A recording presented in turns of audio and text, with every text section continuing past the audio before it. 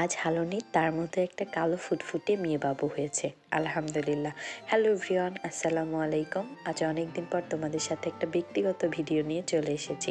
আজকের ভিডিওটি সংসার জীবনের একটা ছোট্ট পার্ট নিয়ে। এই যে ভিডিওটি ছাগলটিকে দেখতে পাচ্ছ, ওর নাম হালুনি। যদিও তোমরা বলবে গরু ছাগলের তো কোনো নাম হয় না, তবে এটা আমার ব্যক্তিগত পছন্দ। এটা আমার সংসার জীবনের প্রথম ছাগল, আর এই ছাগলটা আমার মা আমাকে দিয়েছে, তাও আবার 5 মাসের প্রেগনেন্ট অবস্থায়। পৃথিবীতে মানুষের মতোই সকল পশু পাখিকেও মা হওয়ার স্বাদ পেতে হয়। আমরা মানব জাতি, কথা বলতে পারি। আমরা আমাদের কষ্টের কথা, দুঃখের কথা অন্যকে বুঝিয়ে বলতে পারি, কিন্তু তারা তো পশু পাখি, তারা কথা বলতে পারে না। তাদের চলাফেরা দেখে আমাদেরকে তাদের কষ্টকে বুঝে নিতে হয় এবং আমরা সেই অনুযায়ী তাদেরকে সাহায্য করি।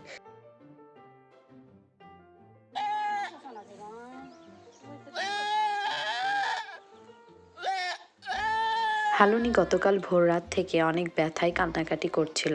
তো আমার শাশুড়ি তার ডেলিভারি করে, তার একটা মেয়ে বাবু হয়। সবাই দোয়া করবেন তারা মা মেয়ে মিলে যেন আমার গোয়াল ঘরটা একদম ভরিয়ে দেয়। আর আমার শাশুড়ি মোটামুটি পশু পাখিরই সেবা যত্ন করে। আমার শাশুড়ির গোয়াল ভর্তি গরু আর ছাগল রয়েছে। বড় কোনো সমস্যা হলে ডাক্তার বাসায় আসলেও ডাক্তারের কথা মতো মেডিসিন দেওয়া এবং টিকা প্রদান করা, এই সব কিছুই আমার শাশুড়ি করে। মাশাল্লাহ, আল্লাহ এইদিকে তাকে অনেক জ্ঞান দান করেছে। এইদিকে দেখুন, হালুনি তার মেয়েকে পেয়ে একদম সব কষ্ট ভুলে গিয়েছে। আমরা কিন্তু সাধারণত সবাই জানি গরু ছাগলের বাচ্চা হওয়ার কিছুক্ষণ পরপরই তারা নিজেরাই হাঁটাচলা করতে পারে এবং খাবার নিজেই খেতে পারে। আর দেখেন, অলরেডি হালুনির বাবু কিন্তু তার মায়ের সাথে খুনসুটির টাইম পার করছে।